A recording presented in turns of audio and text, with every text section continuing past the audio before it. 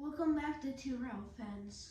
We're going to give you a quick update on our new layout, so stay with us.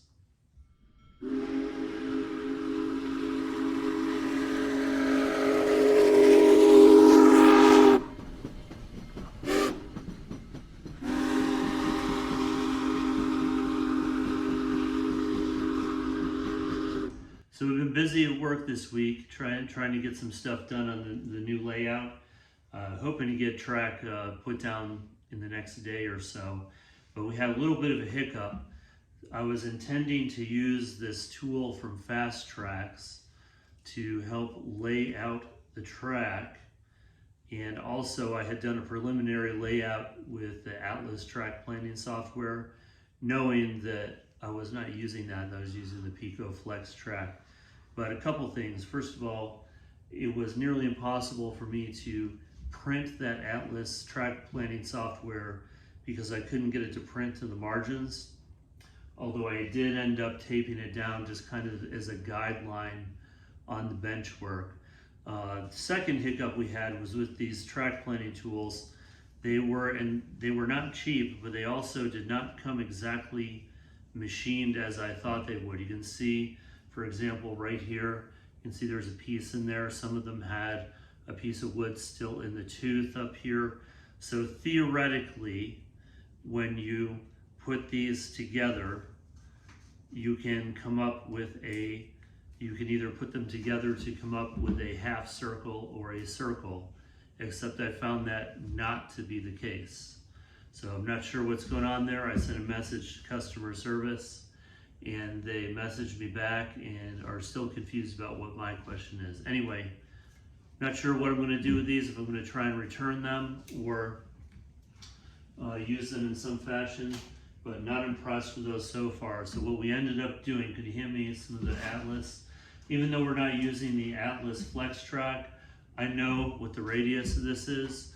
So basically good old hand measurement, measure, instead of measure twice, cut once, measure 3 times before we do anything, because we want to make sure we're doing this right.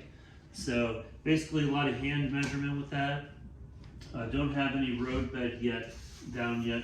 What we have been putting down, I put down this, started yesterday, this Woodland Scenics incline decline set.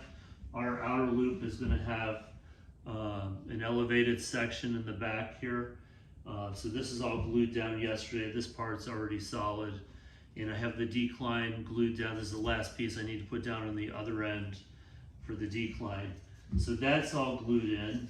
And we have a bridge back here it doesn't look like very much because we're actually just going to finish it off. That's just the skeleton of the bridge. So just wanted to get that in place. It's a 4-inch elevation in the back, so you'll see that pink foam back there.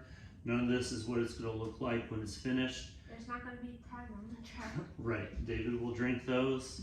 So there's a slight elevation difference between the pink foam and the bridge, and that is because we're going to be putting down cork roadbed. Can you pick that up, David? So this is our next step. Hopefully tomorrow we can get this down on the outer loop. And once that's down, I'm going to be measuring. I've already started measuring a lot of places for the other loop in here, distance from here. So anyway, that's what we're up to.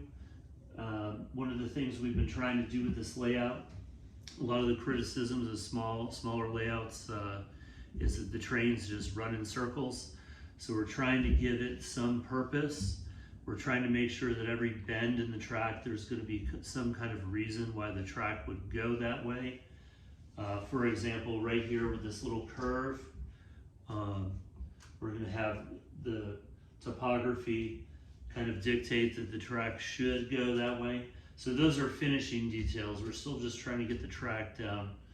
And one of the other concerns was getting this curve to be no greater than 22-inch radius.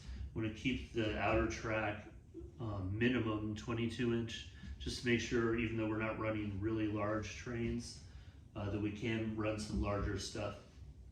So hopefully by the end of tonight we'll start getting some of the cork roadbed down, and hopefully our next update we'll have roadbed down and hopefully maybe even some track. That'd be great. Yeah. Because what's the most important thing in model trains? Getting something working. Right, so we're just trying to get something running again. So anyway, until next time. Signing off.